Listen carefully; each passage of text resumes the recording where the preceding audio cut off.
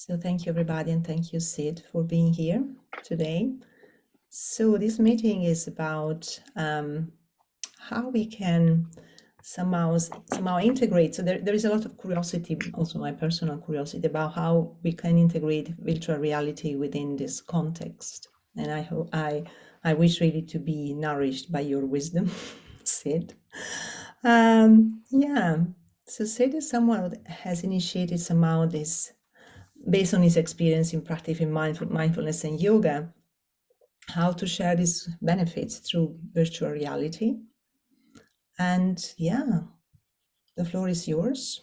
And I hope we will enjoy this time together. And I believe we will have also some time for question and answer, right? That's the first, maybe we can allow Sid to present themselves and yeah.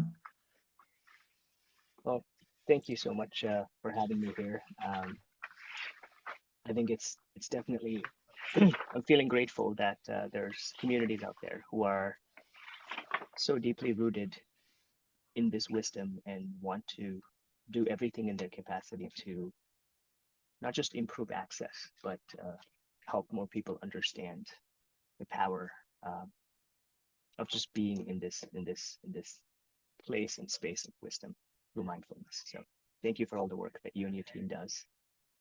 Yeah, as a quick background, you know, I was born and raised in India, and so surrounded by a lot of spirituality, uh, mostly inclined on the religious side of things. And so I think my entry into mindfulness didn't really happen until much later in life. I was asking a lot of questions growing up to my family and to my spiritual gurus and teachers, and didn't feel like I got convincing answers. So I kind of read a lot of books on the topics of spirituality, but at the same time, I started picking up a lot of books on Western science, and that provided a lot of answers. It provided data, it provided meaning, it provided a lot of aspects, right? That I was my analytical brain, engineer brain, at that point time was craving. Um, so I spent the last decade or so, 2007 is when I came to the US for for an engineering degree and a master's program, and did that, for a bit, and then worked for different companies doing a lot of work in technology, um, and fundamentally rooted in the practice of like Western medicine. If it cannot be proven, it's not fundamentally real. And I now realize that was an incorrect assumption because I've now come to the conclusion that science is nothing more, in my opinion, than a systematic study of spirituality. And obviously, the term spirituality can be defined in many ways, in a religious lens or non-religious lens, but in every context you're in, the meaning of spirituality can change. But I think for me, fundamentally, this idea of being mindful aligns very perfectly with being aligned with your true ideal life purpose, and having that sense of clarity that comes with that. I think it's something that I have definitely benefited from, and I took it upon myself to then use this as an opportunity to help other people also tap into this deep well of wisdom, deep level of awareness that we all have within us. Um, and I think the inception of delivering these interventions through virtual reality really came about from my own personal problem.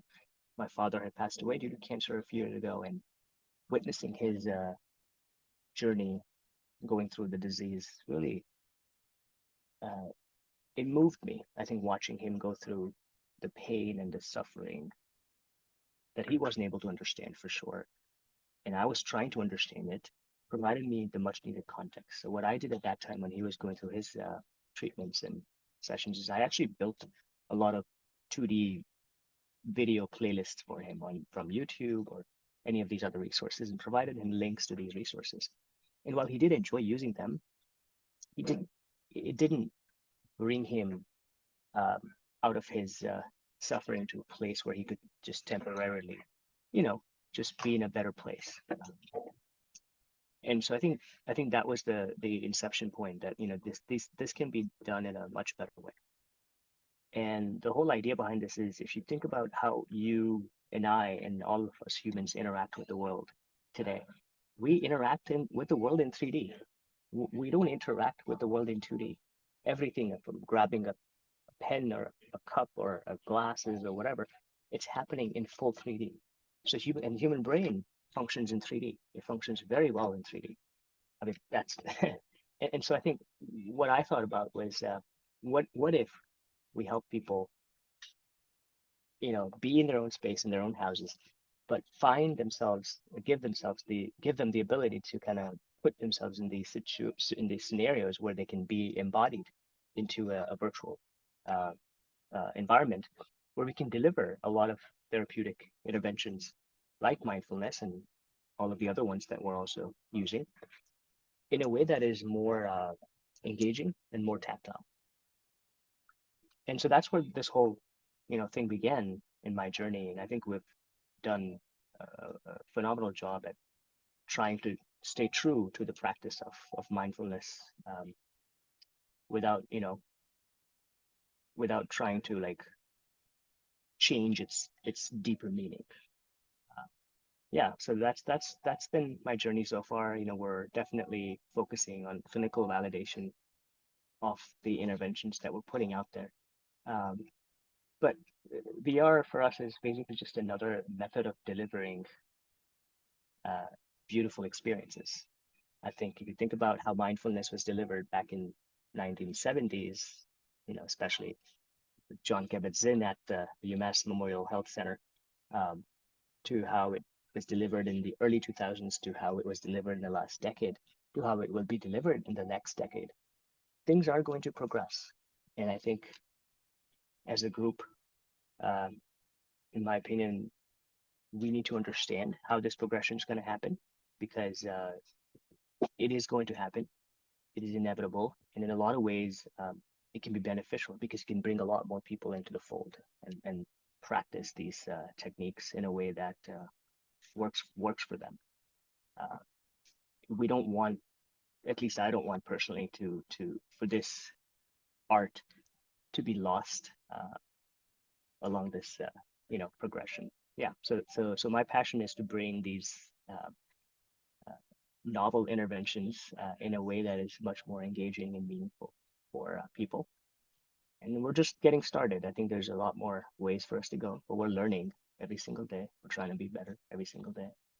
And yeah, ultimately our mission is still the same, which is how do we get people to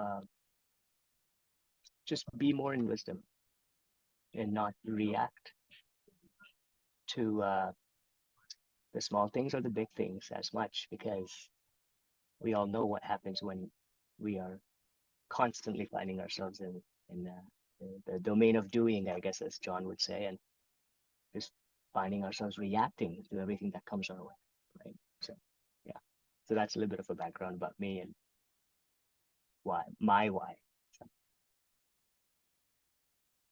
Thank you so much, Sid. My curiosity is just around how is this happening? Yeah. So as we know, mindfulness is not just about having good experiences, but it's about, yeah, living with wisdom around the concept of conditionality and impermanence. And, these are very Buddhist terms indeed. But yeah. yeah, how is this working with virtual? I was talking with Stasi before. We were really, bit curious about how this is really working. Yeah, how is Yeah. your vision of that? Yeah. So our vision is to create these experiences that you may describe to somebody, but you cannot actually articulate in a 2D world. So, for example, you mentioned conditioning. One of the core tenets, I guess, of just general, you know, spirituality, but also Buddhism and mindfulness is this that we are all conditioned. We're all just born into condition, right? There's certain conditions that we're grandfathered in with, like the places that we're born in and the culture and the people that we're surrounded with. But then there's certain conditions that we ourselves choose to add onto our being. And the whole idea here is that life is not about, in my opinion at least, it's not about adding more layers. It's about removing layers so you can truly identify the thing that exists within you. And so in VR, the way we potentially can represent this, and this is again not out there yet, but this is a design phase that we're testing, is how when somebody puts on the VR headset, we bring them into this beautiful context. And it doesn't have to be always nature or mountains or water or anything. It can be something as simple as just a very complete, you know, dark, not in the dark sense, but like, you know, a space that they can interact with.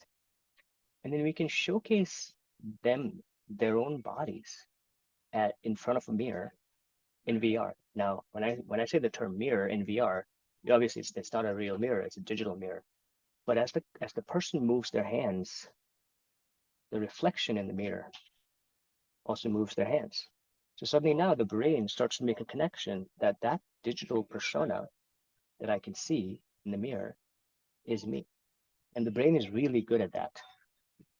And so now suddenly you have this an existence of you outside of you that then you can use because it's full 3D, and then you can use as a way to run certain um, you know uh, designs or experiences, I guess that was the term I'm looking for, to help the person go through certain practices of actually unconditioning, not just in mind, but also through touch.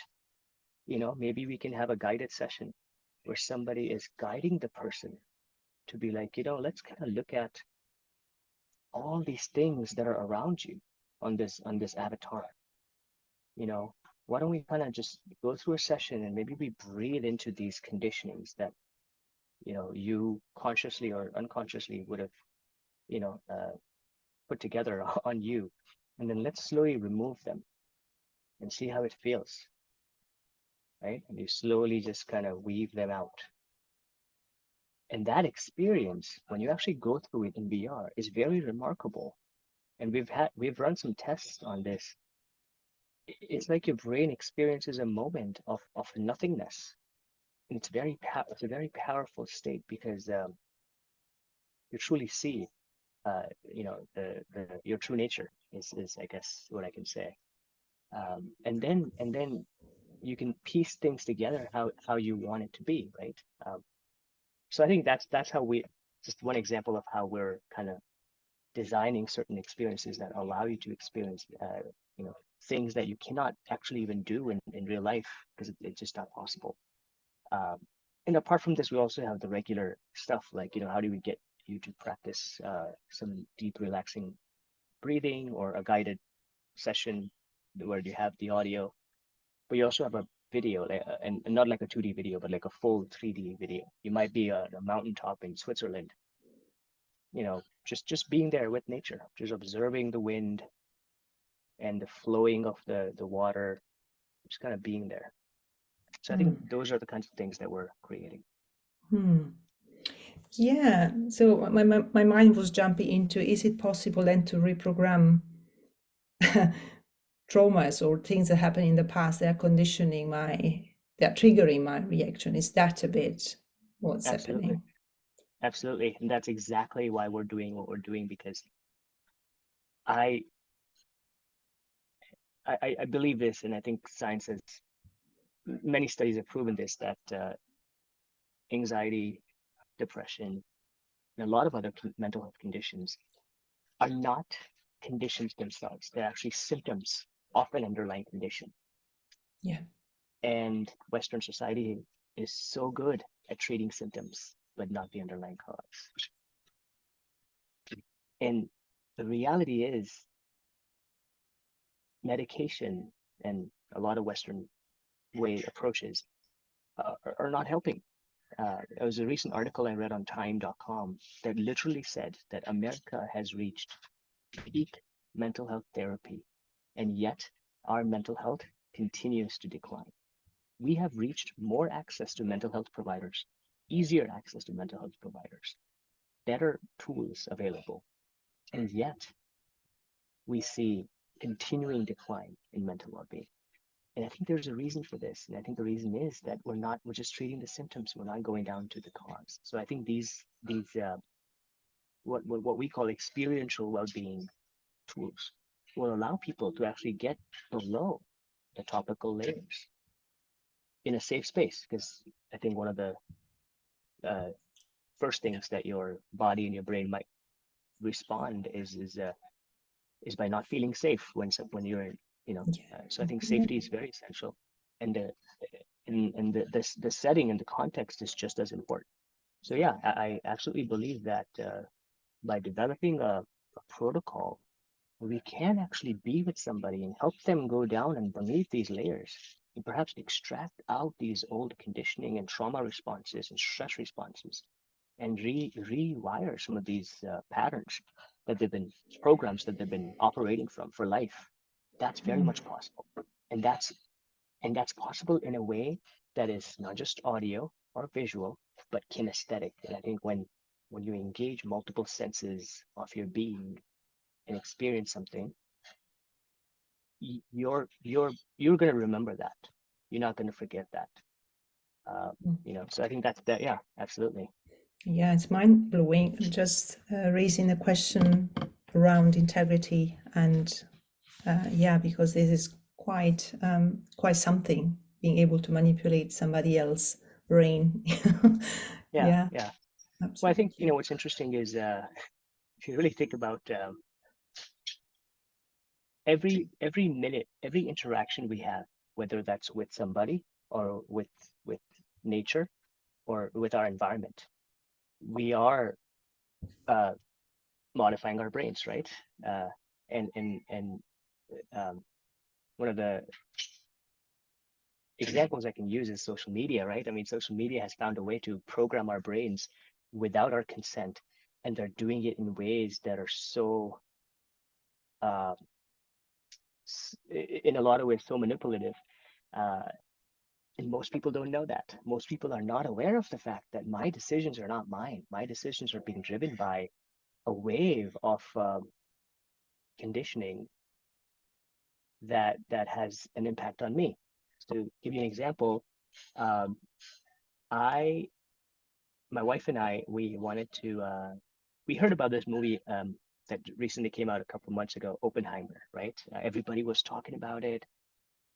And for some reason, I didn't feel inclined to go to the theater and watch the movie. And, I'm like, yeah, I mean, I've heard good things, but, I'm not interested.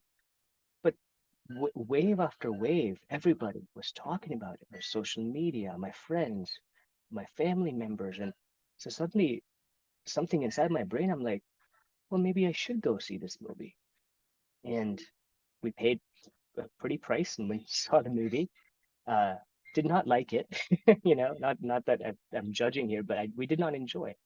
And I'm like, and I kind of contemplated about this. How did somebody who didn't want to go see this movie, was influenced to go see this movie?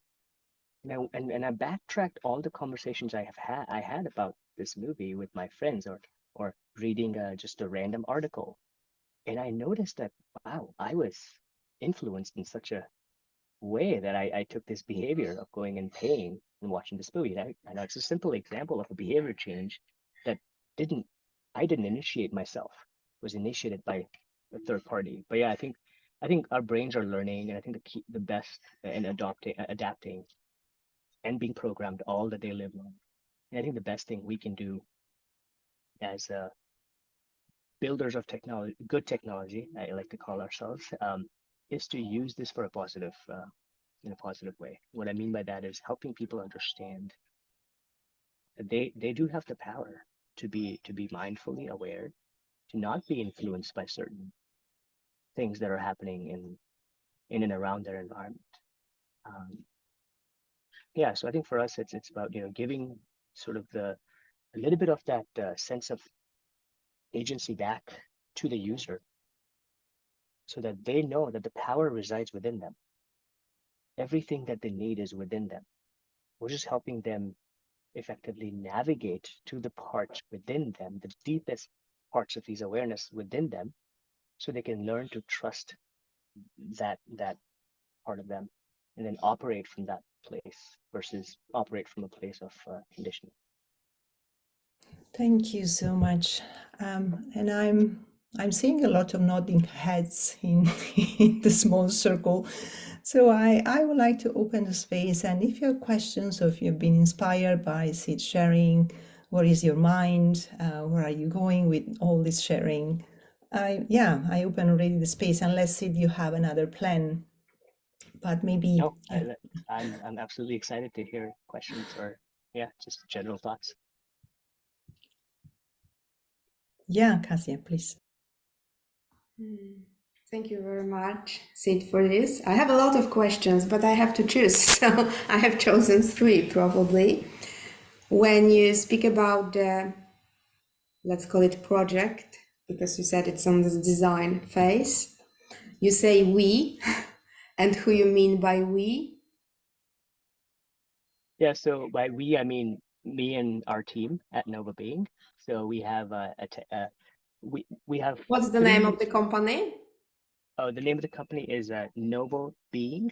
So Ah, NOVOBEING, and mhm, effectively translates to a new way of being. mhm. Yeah, we went through a rebrand. We used to be called Rocket VR. Now we're called Nova Being. Okay, then you are working together on this. Very technical question. Are you aiming at creating a program, a software, something that we can maybe use via internet or an app? What is it? Yes. So it will be an app that will be delivered through a VR headset. So Mhm. not through your phone. Not. You'll have to have a VR headset to Mhm. access this app. And so once you have access to a device and you have access to the app, just like on your phone, you can access all the content that we're Okay, so you building. have to have device that and then you can use the software. Okay, you mentioned you describe this landscape Hmm. and what happens with our mind when we are in it. What can happen? And my question is, does using this equipment requires that we have any kind of prior experience in meditation, or anyone could and is recommended to use it? Yes, anyone can use it. I think the most advanced meditators, um, I've talked to a lot of them, and there are 2 camps of advanced meditators I've learned. There's one camp that is completely against technology, and there's one camp that is very supportive of technology, just like a lot of things in life. Um, Again, we are just, creating stuff that resonates with people, right? Because the way we see it is, if if we don't come up with better tools to help people practice their sessions, there's a there's a gap.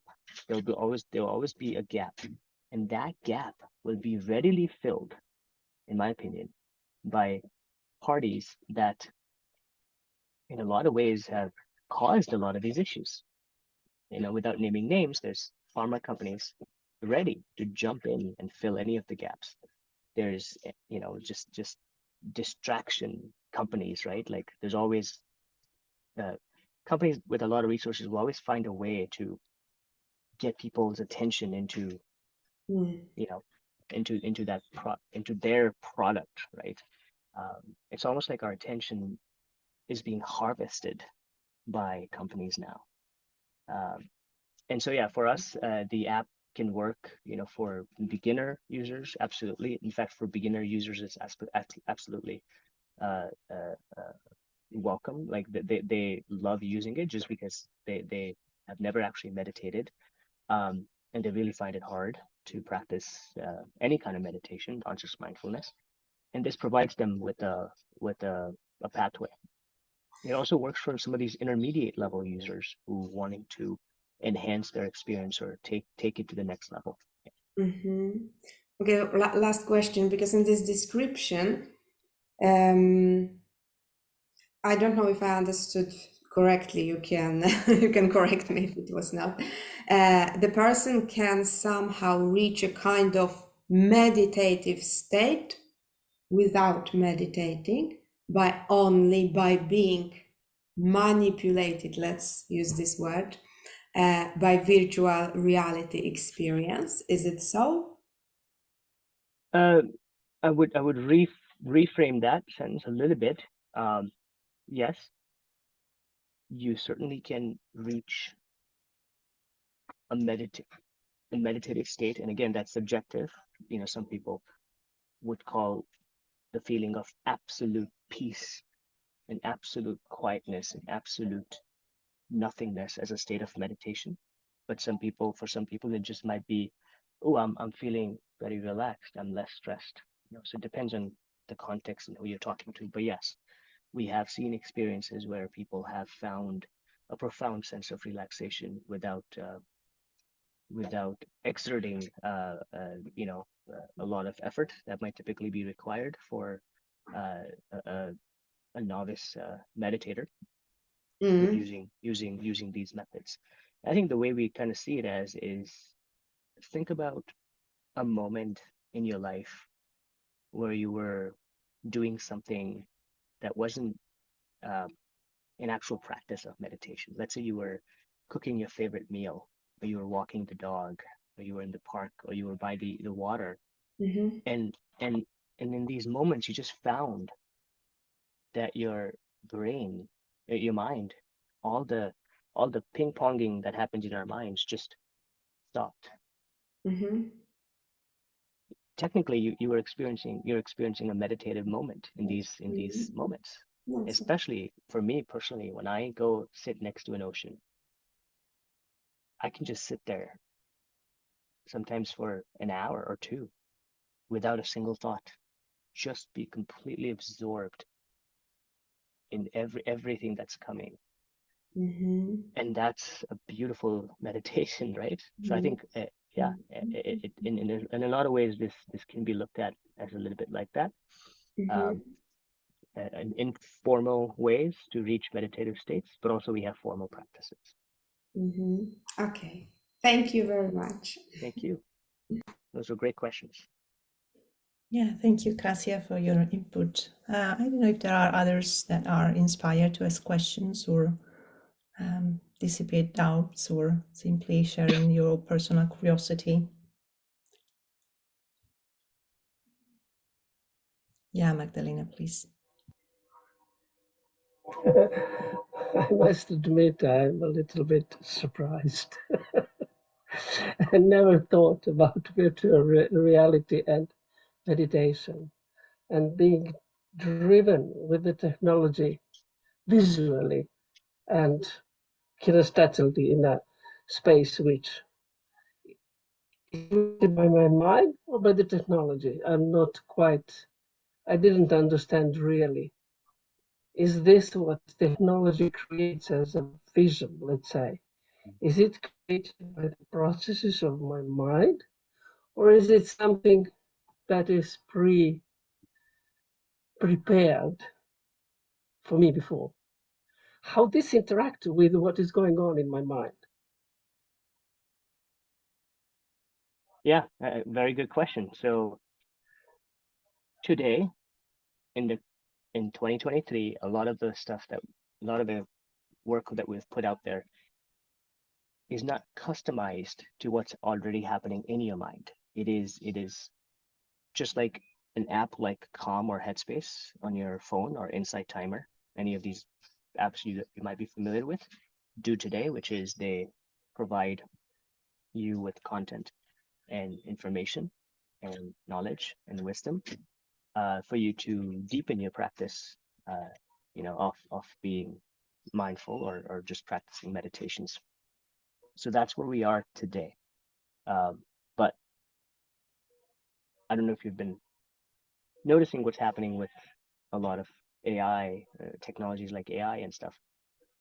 A lot of people obviously are scared, rightfully so, with AI. Um, and there's certainly a lot to be scared about, but there's also a lot to look forward to. I think anytime a new piece of technology emerges out of nowhere, at least it feels that it emerged out of nowhere, most people are threatened by it. To compare AI to nuclear technology when it first came out, the whole world was threatened.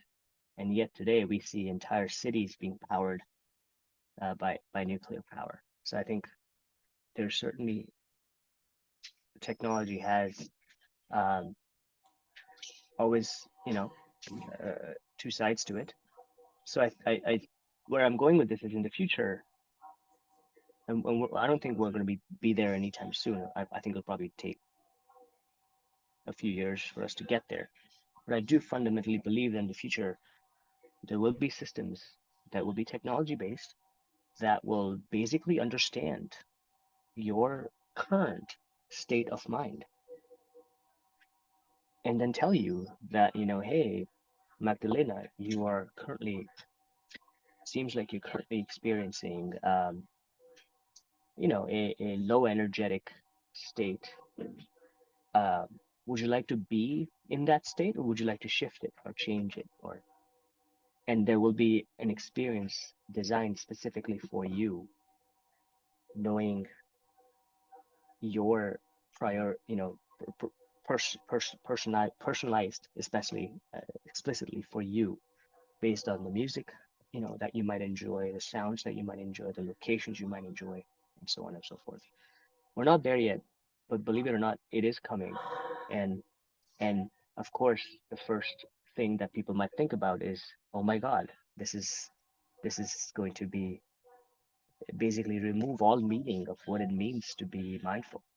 And yes, I agree to a lot of way. In a lot of ways, it might extract the true meaning of what it means to develop self-awareness or just awareness in general. Um,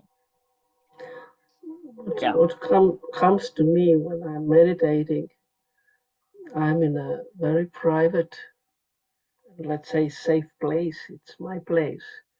But if I'm meditating together with a with the algorithm, which is created to do something to me, what I need, am I really in a safe place? I don't know. Maybe I don't understand, but I'm really. yeah, no, it's Am I in a safe place? Is it?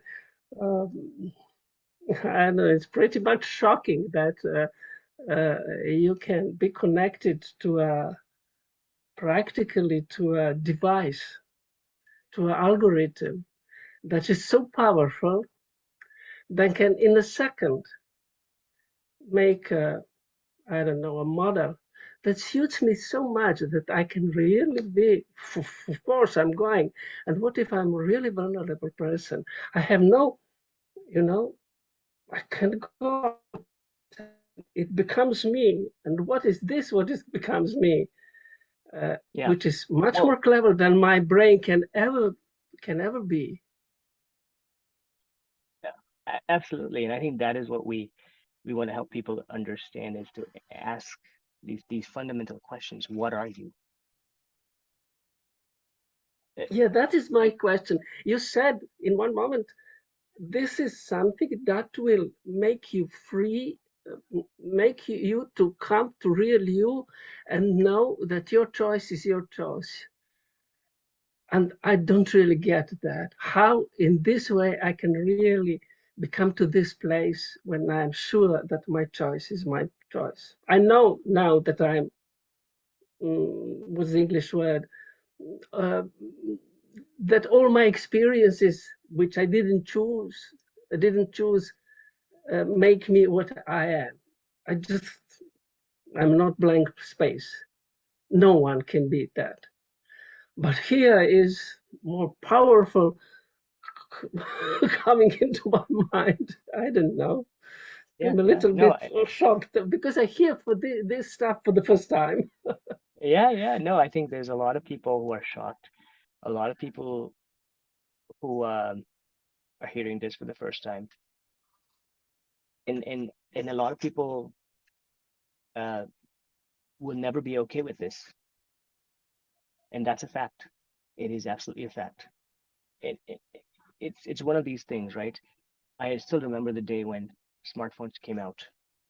I think what 2007, 2008. And I was having a conversation with my mom, and she's like, "Oh, I'm never gonna switch to touchscreen phones. That's just a massive screen in front of me. Like, no, I just I like my keypad phone, right?" And she stuck with her keypad phone for a while until the company that was providing her services no longer supported her device.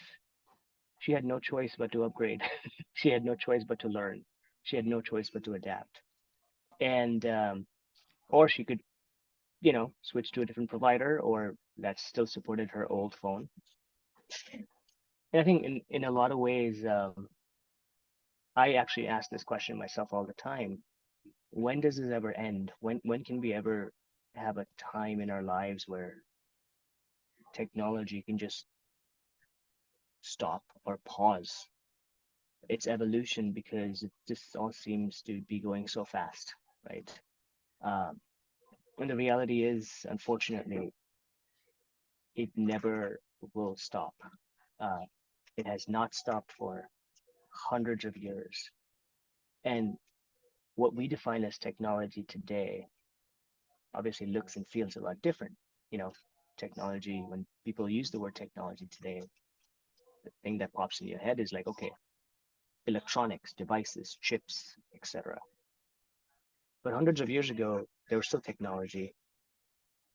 A couple hundred years ago, there was still technology. It's just that they didn't call it technology; they just called it whatever, right? Like I was born and raised in India, so I was surrounded by a lot of yogic practices. Kriya yoga, pranayama. I call all these things technology. These were pranayama, which is breathing, breath work. It was the technology of that time. It provided people, it gave people a way to, you know, at that time, I don't know what their goal was at that time, but now I practice breath work pretty much on a daily basis. And I know for a fact that my nervous system is so much more regulated than ever before and much more calm and collected than ever before. And so I think the key thing is practice. How do we get people to practice? How do we get people to practice these skills on a daily basis? Because that's when it ultimately boils down to. You can be learning all kinds of mindfulness in different ways through technology or without technology. But ultimately, if you don't practice these skills, they're not going to benefit you. It's like knowing about a salad and knowing that it's good for you and not eating it, right? Or eating a salad once and then hoping that for the rest of the week you can eat something, from a freezer, uh, and you'll still be healthy. So I think in a lot of ways, it is challenging, uh, but there are cohorts of people out there who um, are not practicing, and I think our goal is to how do we get people to actually practice? How do we get people to, you know, get on this get on this path, which is really the pathless path. Get on this path and just experience for themselves what it feels like so that eventually they don't have to rely on our technology because our goal is not to create dependency. The analogy I use all the time, and it resonates with a lot of people, is when you first learn how to ride a bike, if I attach these these support wheels on your bike, you're more likely to practice how to learn how to ride a bike. And then over time, I can remove the wheels, and now you're riding on your own. That's kind of the way we see ourselves, is we are providing people with these supportive wheels to practice. And then once they get to a certain point in their journey, they can they don't have to use us. We don't want them. In fact, I tell my team all the time, like we don't want people to use our program or headset or app for the rest of their life. We just want them to use it enough so that they can have the skill set, develop it, especially for the novice users who are not learning, um, and then eventually find their own practice and stick to that. So I don't know if I answered your question, Magdalena, but happy to jump in. I don't know, but thank you. My mind is too confused with all this new. But I have a, I don't know. I'm really older generation, and I see how, let's say, this technology brought me so many opportunities that I wouldn't ever have, because I'm living in a small country in a place which is really small. So I do love technology in this day, but all these further things make me a little bit scared. But that's me. Yeah. No, Okay, thank it's you, every, thank you. yeah, of course. No, it's you have every, uh, yeah, you're absolutely right. There, like I said, a lot of people are scared with how, and and if you really think, go beneath that feeling of fear, right? And if you continue to go deeper, there are some answers that will come to you, I'm sure. Uh, what are you ultimately scared of, right? Uh, because a lot of people ask, okay, a lot of people have told me, well, I'm afraid that the technology is going to take my job away. I'm afraid that technology is going to take my, you know, years of practice away. I'm afraid, this is, they're basically afraid of something happening in their life as a result of this, right? They're not directly afraid of the thing itself. They're afraid of what the thing might do to them in their life. And so I think it just gives us a wonderful opportunity to kind of go deeper into that fear and just ask more questions to really get inside and really understand ultimately, uh, what is it that drives me towards this feeling. So, But if this thing is interacting with my mind, and this thing is not a human being, and this thing is so much clever than I ever could be, because it learns. It is not him or she, or it is not alive, and it learns in a way I can't, because I'm biological thing. yes, yes, So where can it where I'm afraid of this. yes, yes, Yeah. yeah, yeah, and you absolutely have, like I said, you're right, because it's hard. When I told my mom, my father passed away in 2015. When I told my mom that, mom, in the next, maybe not even, I want to say, 5 years. I'm thinking it might be less. It'll definitely be 5 years. You will be able to see a 3D version of dad who's passed away, and this 3D version will look, whether you're watching him through a headset or watching him through a hologram or what may be, this 3D person might actually interact with you, and it will be intelligent. So then we had a pretty good discussion about this topic, and the questions were phenomenal. The question was, well, then what does it mean to be human? What does it mean to have consciousness? What does it mean to have just, I'm not, I don't want to use the word intelligence because that's relative, but what does it mean to be human? And I think that's the big thing that we're all, you know, worried about. And I think I lean more on the optimistic side of things for sure, because I've always seen time and time again technological evolution, and I've seen technological revolution. And both of these evolution pathways or revolution pathways have happened outside of my consent. Even if I didn't want that to happen, it has happened because the person, or the consciousness who came up with this idea in the first place, you don't know what their contextual situation is like. So this is an example I use in a lot of my talks, which is, let's take an example of Facebook. Mark Zuckerberg created Facebook back when he was a student at Harvard, didn't have a lot of friends, but wanted to be social. He wanted to be popular, but he didn't because he and this is a fact, he was limited socially, you know, his social skills were not as well developed. So he created this technology, which we now know as Facebook, and you know how that has become. And because to solve his own problem, which is I have this insecurity and I want to solve it through something. So he solved it for himself in his own university at Harvard. Then it spread to other universities. Then it spread to more universities. Then it spread to colleges and schools. Then it spread to community and people. And now it spread to everyone. And now Facebook bought Instagram and WhatsApp and all these other companies. And so if you really think about it, one person's insecurity or a lack of ability to maybe be social resulted in all of this happening in our lifetime in just in the last 12, 13, 15 years. And and so put yourselves back in this person's mind for a moment, way back in 2004, 2005, when he was a student and created Facebook and the first version of Facebook.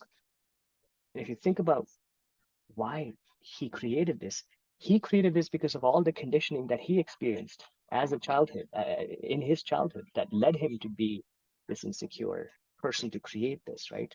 Well, what happened to all of these conditions that resulted in Mark being insecure? Where did they come from? So I think there's a lot of things that are at play that are beyond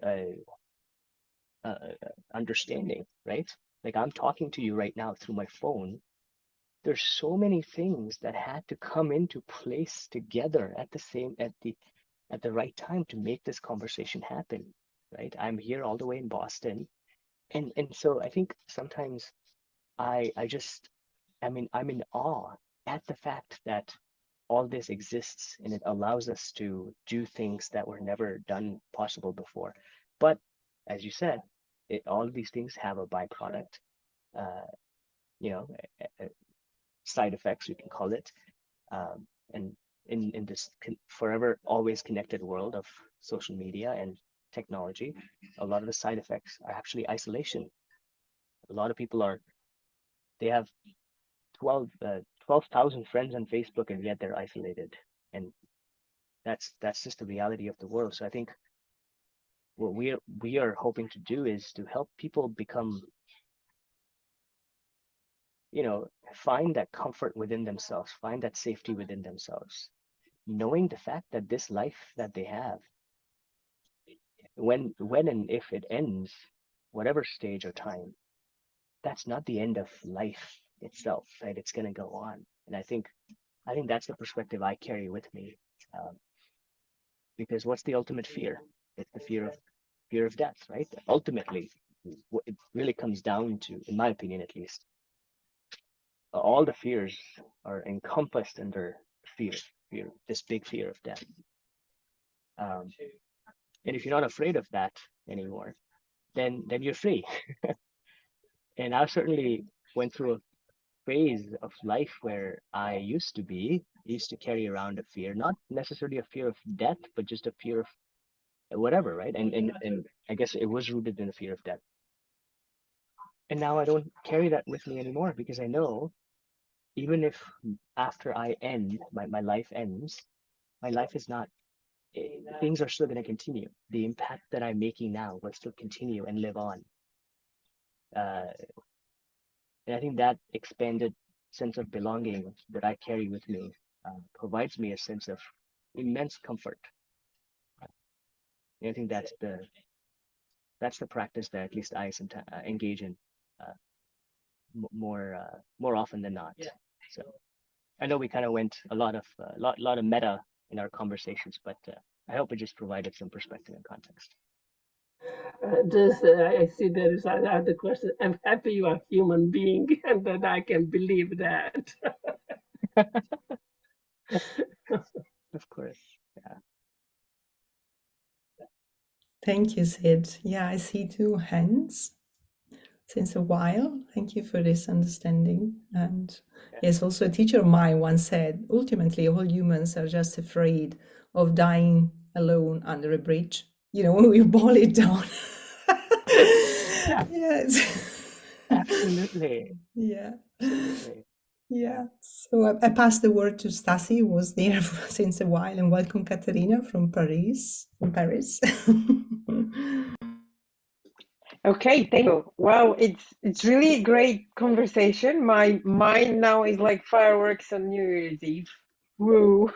And I have a lot of comments and questions to for everything that Facebook and Mark and as well the using like the helping wheels. I was thinking that your product or the project that doing Sid is exactly like that, and it was in the beginning I was intending to ask the question: does it have to do in the logic of it with bio and neurofeedback, because it's based on again on you start with that and your brain changes a little bit, your mind changes, it learns and learns stuff, and then you of course go away at some point. You don't have it as a long intervention. That was my first question. And yeah, please, Yeah. I'll Yeah. continue. Sure, Thanks. sure. Yeah. So I think we certainly can incorporate neurofeedback or biofeedback into our solutions. Uh, we have plans to do that. That means if you have one of these smart watches and whatnot that measure your heart rate and heart rate variability, you'll be able to effectively connect these sensors to, and you don't have to do the actual connection. It'll just happen through some settings. Um, and yeah, you'll be able to see your progress over time. You'll be able to see, okay, my heart rate variability has improved, and that is time and time again has been proven to be a very, very good indicator of health and resilience. If you have increased HRV, you're more resilient. If you have increased HRV, you're more immune to stress. It's proven, and yes, we certainly can incorporate these other technologies. Um, and these technologies are good in its own way, but I think ultimately it shouldn't interrupt or hamper the practice. I think the key thing is practice, practice, practice. Just like we all brush our teeth, ideally twice a day, one in the morning and right before going to bed. Uh, and I don't think about the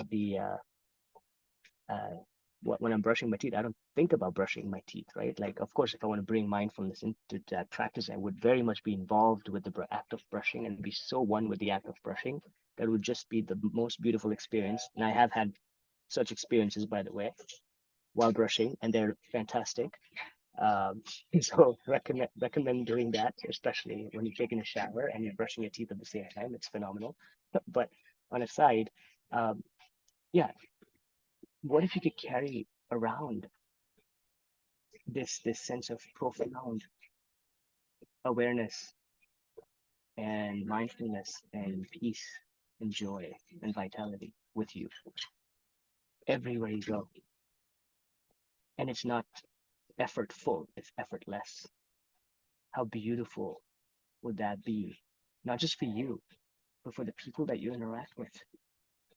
Because when you interact with people from a place of joy and peace and full awareness and full presence, they can sense it.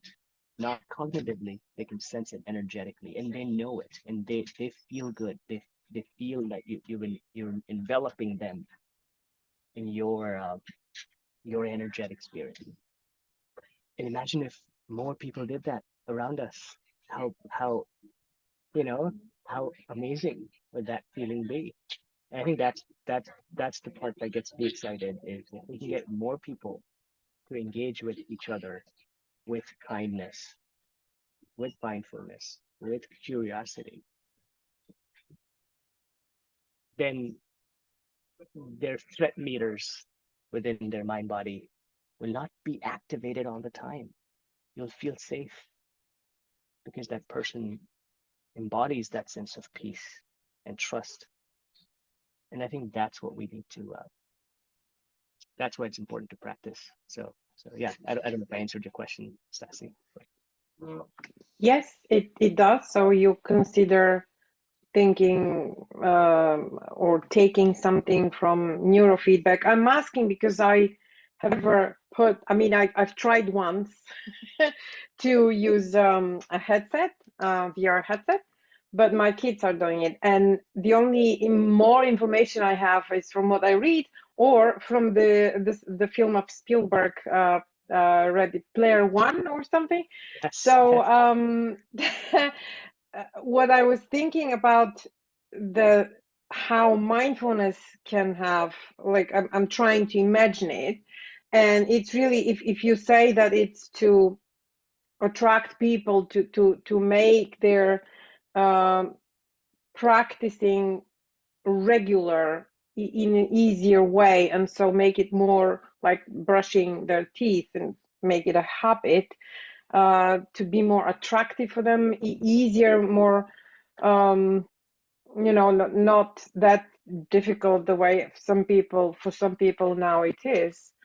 Then I was thinking, then if this can create as well attachment, like craving as well, and how you creating this product can guarantee that I would go and really brush my teeth and not imagine that I brush my teeth, and in reality I don't brush my teeth actually. Yeah. No, that's a good question. How do we actually get people to learn these skill sets in this controlled setting, and then take it out into the real world and apply it in their lives? Um, we have seen time and time again, when you put people through a simulation of some sort, they are almost always better at the real thing. A very simple example is flight simulators. Pilots go through it all the time. They are simulating the experience of flying, and they go through thousands of hours of training on the simulator. And when they fly the real thing, their muscle memory is right there where they need it. It's very similar to that. We just want to help people, go into this simulation, uh, because the simulation will, in my opinion at least, will never get to, at least not soon, maybe the next 50 years, yes. I don't think the simulations will get to a point where it can replace the real world. We're not there yet. And like I said, we may not be there until a few decades, away. But believe it or not, this is happening. Yeah, we'll have another full chat about that. But yeah, yeah. So basically simulate, what it means to be kind, and allow them to feel it in that simulation.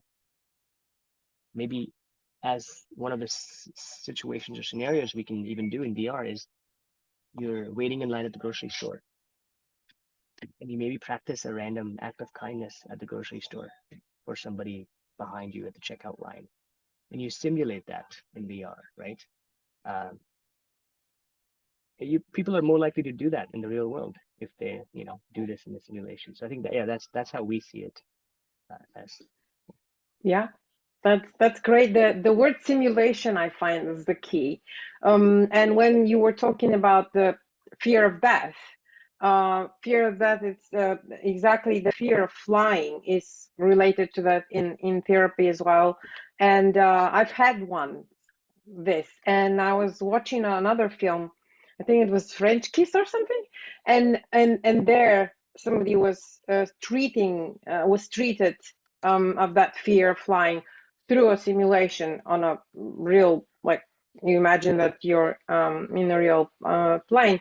So yeah, if that is the product that you're thinking and program, VR, it's I guess it's a way to simulate different realities in which people can really practice daily informal mindfulness. So that's what it is, right?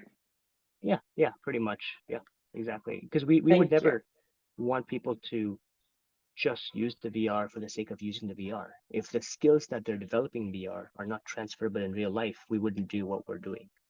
We want them to transfer the skills that they learn in VR into real life. Um, and I have seen the benefit of this myself. And again, it comes down to practice.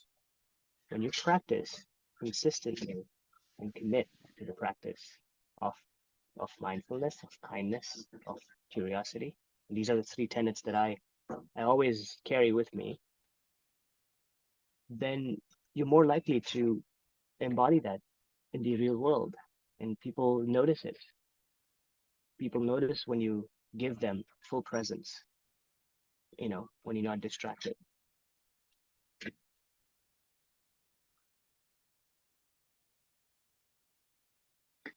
Thank you for that. Do you engage, I don't know, script writers and people who can do all these? Yeah. So we have script writers, uh, musicians, visual artists, uh, psychologists, and every experience we put out there goes through a lot of different phases. So, because we want to make sure that it actually really resonates, right? Now, sure, there are always going to be some experiences that are simple, and I use the word simple in quotes because they're never simple. Something as simple as breath work, right? Like just getting people to sit for 5 minutes and practice just some relaxing deep breaths, just to regulate the nervous system a little bit. Those are simple things you can do. Um, but when you want to create a scenario where you want to, let's say, heal somebody's deep rooted traumas about a certain topic, that requires a lot of design and effort and thinking and planning and testing, because we don't want to just put something out there hoping that this will just work, right? So we work with therapists to make sure that the protocols that we put into place and the design we put into place actually is meant to genuinely make a difference.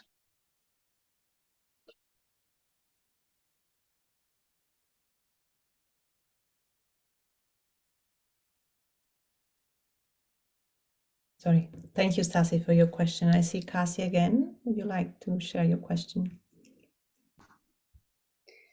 I have some reflections and question.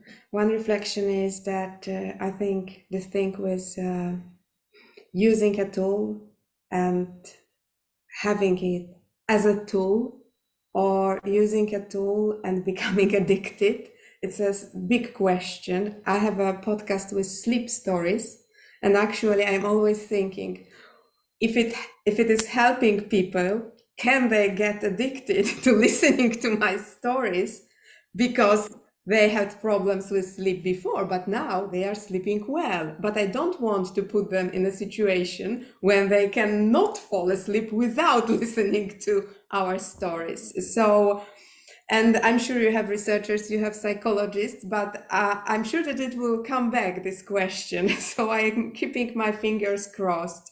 That Yeah, was fun. Mm-hmm. absolutely. Yeah, I think one of the ways we are wanting to design our experiences in a way that that starts out with people using VR with their eyes open, because with VR you have to keep your eyes open, right? Mm-hmm.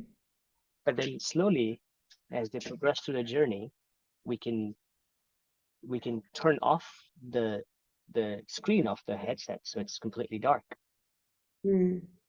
and we can do these type of settings. So the idea here is that we can, every now and then we will give the user a full open eye experience, but then every now and then we will just have a session where they're just absolutely without any stimulation, no visual, no audio, and Okay. all we do is just stay here, just be here with your breath with your thoughts, Mm. and we Mm. won't do anything for a few minutes. Mm. And then we kind of just slowly re-engage them, So the idea here is to make sure that they get the workout, not just with the full VR, but they also get the workout without the VR. Because yeah, Mhm. you're right, absolutely. At the end of the day, like I said, we want them to apply these practices without having to use the headset all day long, right? Like Mm. we don't want to create dependency, because then what is the difference between us and pharma companies? Yes, exactly. We don't want to do that. It's like this, right? Exercise, for example. Um, I used to have a gym membership in the past, and many years ago, I had a trainer, and I needed that at that time. Uh, Over time, my need for movement and exercise and healthy behaviors through movement has become so intrinsic that I just do it myself now. I don't need anybody. I don't need a tool. I just have my, Mm. either I go for runs or I have a pair of weights. And I don't even have any equipment. I just have a pair of weights, and I just need a yoga mat with a pair of weights, Mm. and that's it. And sometimes when I don't have my pair of weights, I grab these two big bottles of water, and just, Mhm. so I think the idea here is that we know for a fact that people, when they make anything intrinsic, it just, it's not something that you do because you should be doing it. You do because you want to do it. So I Yes. think that's what we want to enable Mm. uh, for people is certain practices, like the formal practice of meditation or mindfulness, is Mhm. something that they would want to do. You know, Mhm. yeah, Mm. Um, I like this solution that you showed, this stepping down from yeah, full use to. Another thing, and I think that I can give this example as an opposition to your tool, because when you describe how it works, it has a lot of spiritual content. For example, this kindness that you gave. Because for 20 years ago, before any apps, actually, I went to a neurofeedback training. So I had all those electrodes, on my head. I was yeah, connected to equipment, and I could steer with my brain the visual, yeah, and in this way my brain was conditioned to create a certain visual which only appeared if I was both focused and relaxed, which is like meditative state almost. yeah, And my experience was that I was focused and relaxed, and those sessions were helpful when they lasted, yes, but I was not joyful.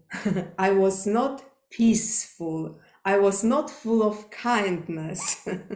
So it was completely different thing actually. yeah, Hmm.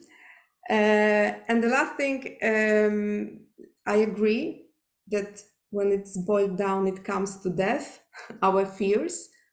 But another fear, I think, especially when I'm thinking of coming generations and much more advanced technologies than we have right now, is fear of losing meaning, yes, losing meaning.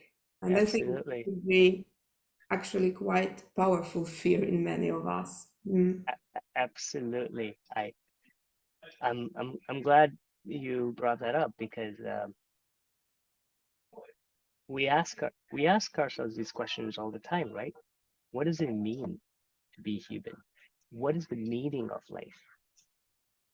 What are we here for? What am I here for?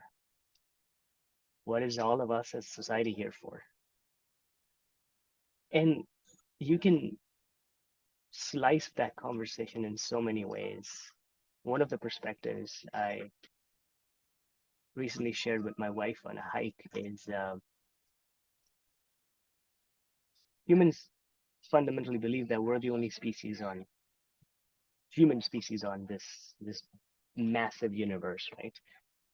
And yeah, from a human perspective, we may be, but we may not be, right? We don't know that yet. But there's all countless other species, right? Animals, insects, etc., etc. When you're going on a hike and you're walking on the streets or in the forest, are you actively thinking about the countless millions of, potentially millions of lives of ants or whoever, entire civilization of ants that you might be stepping onto on your hike? Are you consciously actively thinking about that? Probably not. And so I think, so the question I put forth to my wife in that moment was, and this is a pretty interesting conversation, I can tell you that for sure. What if there's some other entity out there and we are the ants for them, you know, where just like how I don't actively think about ants when I'm walking on the road. I don't think about their lives. I don't think about the suffering that they're going through. Just like that, there might be some entity out there that is not really thinking about our suffering. So that's just a perspective. It's a thought exercise. We don't know and never be able to prove it. But yeah, I think meaning is very important. And I think I truly think that if you can get people to find meaning in connection to not just each other, but our true connection to what I call I use the term hara a lot, Hara, and what I mean by this is there's this grand spaciousness. That's what I call hara, that exists. Everything has such immense amounts of space in it. For example, if I take this pen, which is a regular pen, and if I put this under an electron microscope, if I zoom in 1,000 times over, I will see more space than pen. And then I zoom back out, I only see the pen. So I do believe that there is this grand spaciousness that exists out there. And we are all part of this grand spaciousness. And this grand spaciousness, the contents of it exists within us as well. And that is the connection. What I'm talking about is definitely connection to other beings is important. Not saying it's not. But I think our connection to this larger consciousness and recognizing our true essence, in my opinion, is more important. And that, once you get a taste of that, once you get to understand that unity that happens with this grand consciousness, you find meaning. At least that's what I've observed. You find meaning. And I have found my own version of meaning, right? And it's everybody might find it different, but I have my own meaning. And I think I completely agree. I think not having purpose and meaning and the fear of not having that is just as same pretty much level as the fear of death. Thank you very much. It was very interesting, insightful. If you haven't read the others, I can recommend a book of Donald Hoffman, The Case Against Reality. And actually, when you mentioned this bigger spaciousness, which is conscious, Yeah. that reminds me about the book. Thank you very So much. what was that book called again? I'll make The note Case of that. Against Reality. Add it to my list. Donald Hoffman, yes. And thank you very much, Sid. Yeah, of course. Thank you. Thank you, everybody, for the contribution. We have still maybe 10 minutes or 8 minutes left. I don't know if there is another question or sharing.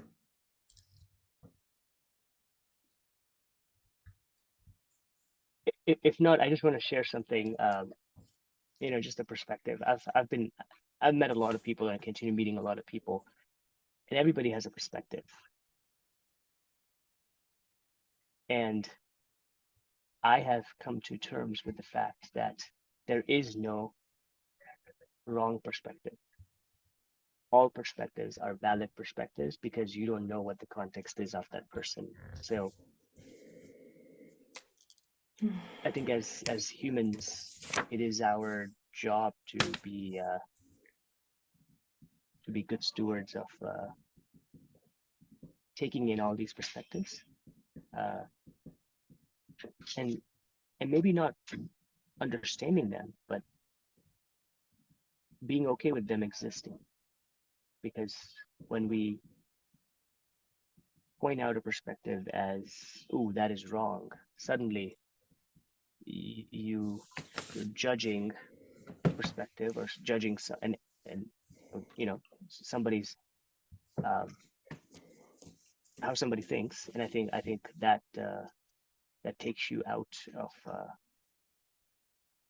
just being truly accepting of everything and anything. And I think that's, in my opinion, that's when you're mindful, or at least on the path of being mindful, can be a very challenging thing to do, because most people, I know this for a fact, and a lot of my family and a lot of my friends circle, they always want people to lean one way or the other. What, do you like this or you don't like this? I'm like, can we find a middle path where I don't have to necessarily like it, or I don't have to necessarily not like it, you know, because that's ambiguous, and people don't like things. People like certainty. People like you fitting in a bucket, fitting in a pattern. And so if you don't belong to a bucket or a pattern, they consider you to be an anomaly. But I think we need more people in the middle. So, but that's just my thoughts. Yeah. Yes, indeed. And by the way, I would like to share that this idea with the ants. I was in a retreat with Gregory Kramer, and I think at day 8, I refused myself to go for mindful walking because I was thinking about how many ants I was killing while walking on the grass. And I was just walking, on the paved street, which was, by the way, probably built and killed a lot of other creatures. So it's impossible. At a certain point, I give up. It's just impossible. And coming, finding peace in the fact that this is the nature of things. I don't know, Yeah, it's quite complex. It's it quite is. complex. It's very complex, and I think your job is not to understand the complexity. And by you, I mean not you, but all of us. Our job is not to understand every piece of the complexity. I think our jobs are just to be kind at every toward everything, right?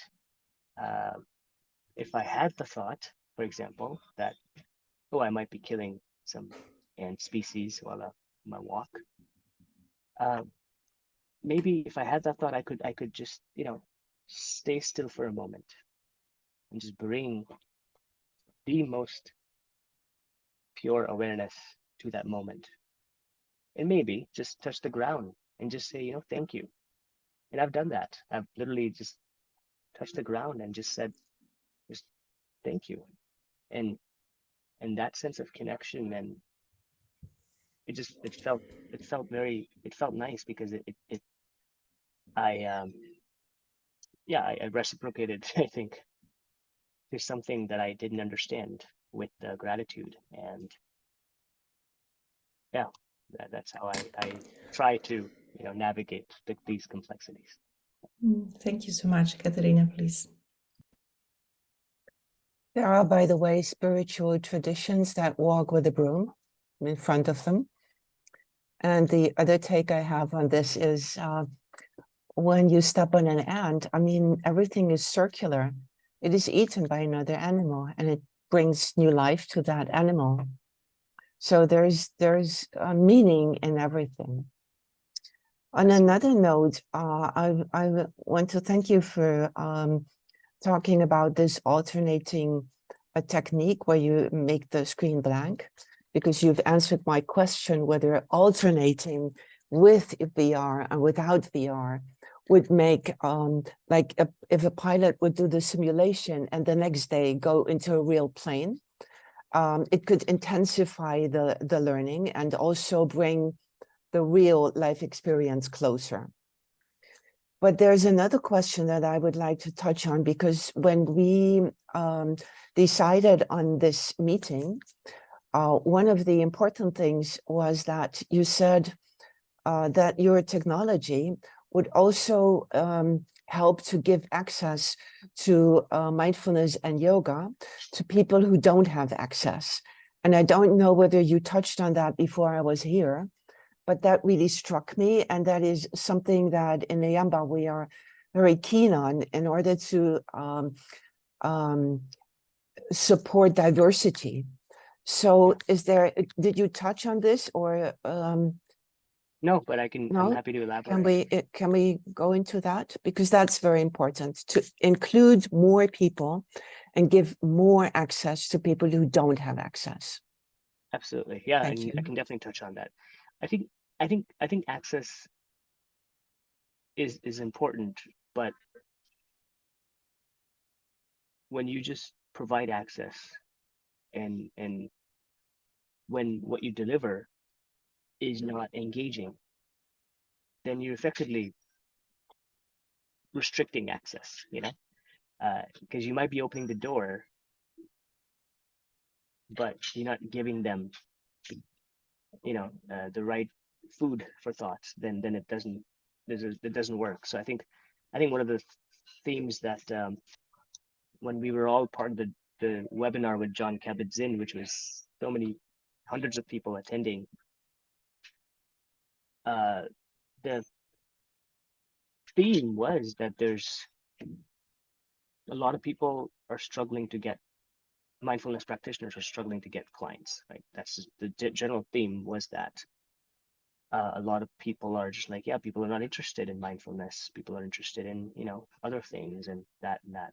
And I think that's part of the conversation as well. I think access has many sides to it. And one of the ways we think we can improve access is by creating more engaging interventions and by providing these devices and the technology and the software for institutions that, such as eamba, who are forerunners, right, of providing more people with access to mindfulness. So I think one of the things we are wanting to do is work with local towns and government institutions and schools and libraries and nonprofits to have a lot of these technology available at these centers so that people can go to these centers in their own community and maybe loan one out as a library book, for example, to go through a program, right?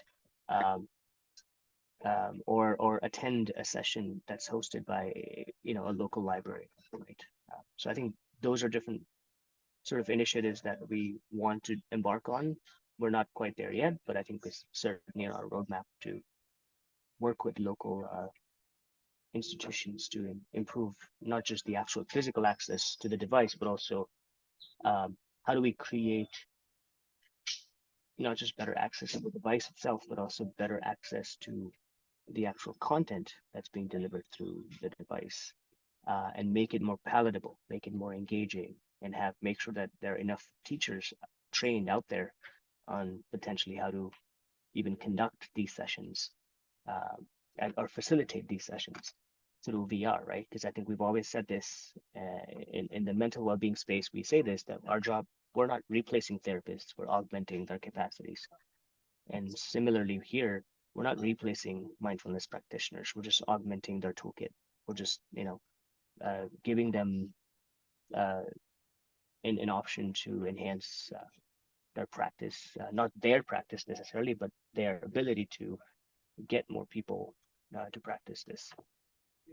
So I don't know if that answered your question, Kathleen. Yeah, the main theme was the gap between the rising health issues, while at the same time the request to have mindfulness training was decreasing. But you did answer my question because you brought it to an institutional level that, for example, libraries and schools could run that. And maybe on that note, you could think about the possibility we support a project in Croatia, Mindful Cities and Counties, where we also have the mayors and the public servants, the civil servants involved in the work. And that could be an experiment to see whether that could work. Because in this case, we have an economic situation where what we say, if people don't have access to it because of economical reasons or because they are in remote areas, well, we have it there. And we also have the support of authorities who could make it happen through schools, through the community council, or through the civil servants. Mm. Yeah, And no, maybe that's that would be an experiment that would also contribute to insights that you have at your company, yeah. by looking whether we could incorporate that. The project now has 3 phases, and we are thinking about a 4th phase. So Okay. this could be a 4th phase. Absolutely. Yeah, happy to definitely chat more about that. I think especially for remote locations, it's not easy to have a facilitator sometimes. So I think in some cases it's better to have a self-administered model to train people, but not through 2D videos, because I think we all know that, and I myself included, we've all bought courses and not used them, right? Through so many course platforms. Not the There's a people who are reason. here. Not the people who are here. No, not really. What, Teresa? No, Stasi's just laughing. You're the only one. Yeah, I mean, I think obviously, Catherine, you and the community that you represent are living and breathing this all day long. But I think there's a lot of people out there who just buy a lot of courses and around not just mindfulness, many other Yeah, different sure. topic areas, and Yeah. they just, there's no accountability, there's no support, there's no engagement. Yeah. And that's a challenge, because now people are paying sometimes $200-300 for a course, and they're not using it, not applying it. Well, Magdalena is here. She's from Croatia, and she's involved in that project. In Croatia, we also have that situation where we don't have enough teachers to do the whole project, and so it would, the word that you were using, augmenting the possibilities and the opportunities of teachers, would also apply in that case, because then the teachers would have a tool, and it could be financed through the communities and through the mayors, in order to have a much wider impact than the available teachers could do. Yeah. And then it could grow from there. I mean, this is really, it could be a groundbreaking project if we could also test your approach there. Yeah, absolutely. No, I think we definitely should talk about that. Have you done also, something like that before with the community and the council and the mayors involved, or only with? I know you said you did it with companies. Yeah, we've not done it with counties or cities or governments yet. We did actually have a chat with the since I'm in Boston, we did have a chat with the city of Boston, and they're wanting to implement something for their employees, because their employees are struggling with stress and burnout, and they're looking at ways to improve their resilience. But we haven't gotten far yet, because it's a little bit slow. But we are working with hospitals right now. That's our first sort of audience that we're focused on, and that's what we're, hospital systems and institutions are who we're working with right now, to deploy these. Great. I thank you very much. I wasn't here all the time, but what I heard is it was very concrete, but also you went out in orbit. So we did the whole journey, and I'm very grateful you are here. And please accept my apologies for being late. No, not at all. And yeah, I hope I wasn't too much out there in the orbit. No, not and at I was all. able to make sense. Just travel back and forth. Yeah, I'm aware of time and in respect of everybody. Yeah, maybe schedule. Yeah, maybe we can close unless there is something burning that needs to be shared. No, I just want to say Yes. thank you for doing this, and thank you for having me, and thank you for staying this late in the evening for everybody. So Thank you so much. yeah. So we close maybe with a couple of deep breaths all together, touching the ground, which is connecting all of us in different parts of the planet.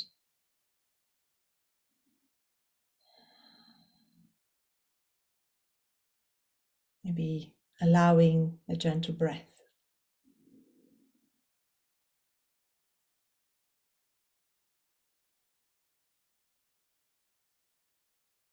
So again, expressing gratitude for this time we share together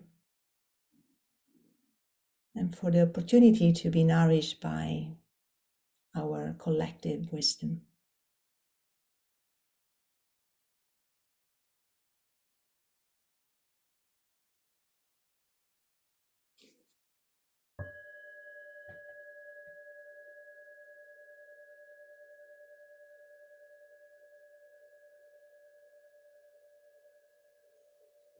Thank you so much, Sid, and everybody.